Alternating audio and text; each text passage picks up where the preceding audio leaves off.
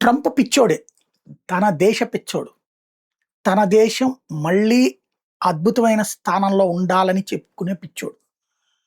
ఆ పిచ్చ చాలా ఇంపార్టెంట్. ప్రతి దేశానికి కావాల్సిందదే. ఆ పిచ్చ లేకపోతే నాశనం అవుతుంది.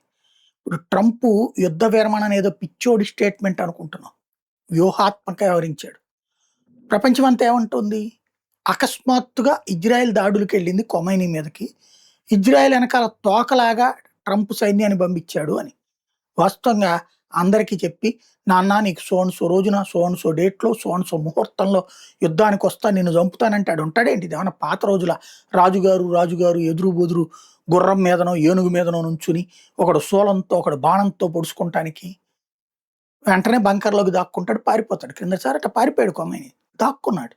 ఇప్పుడు ఆ ఖొమైనీ ఎక్కడున్నాడో చూడగానే ఇజ్రాయెల్ అటాక్ చేస్తుంటే అమెరికా వెంటనే తోడు నిలబడింది. తద్వారా ఇరాన్‌కి అతిపెద్ద దెబ్బ కొట్టారు. మొక్తజా ఖొమైనీ ఎక్కడున్నాడో తెలియనటువంటి స్టేజ్ క్రియేట్ చేశారు. ఇప్పుడు తర్వాత ఏమైంది?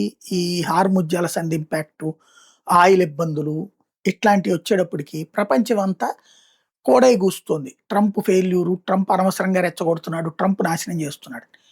నేను శాంతి దూతనే. ఇంతకుముందు యుద్ధానికి ముందు శాంతి చర్చలు ప్రయత్నించాను. 2, 3 నెలల పాటు యుద్ధం ఆపించాను. కానీ వాళ్ళే సరైన స్పందన లేదు. ఇప్పుడు గూడా నేను శాంతి దూతనే.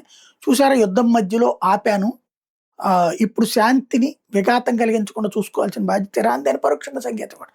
ఇప్పుడు ఆ తర్వాత ఇజ్రాయెల్ ఎళ్లి దాడి చేస్తే ఇరాన్ ఎళ్లి దాడి చేస్తుంది. కానీ తను శాంతి దూతగా మిగిలిపోతాడు గదా! ప్రయత్నిస్తున్నట్టు గదా! యుద్ధం లేకుండా చేసేవాడు గాదు గొప్పోడు. యుద్ధం వచ్చాక ఆపేవాడు గొప్పోడు. నోబెల్ శాంతి బహుమతికి. అది ఈయన ప్లానింగ్.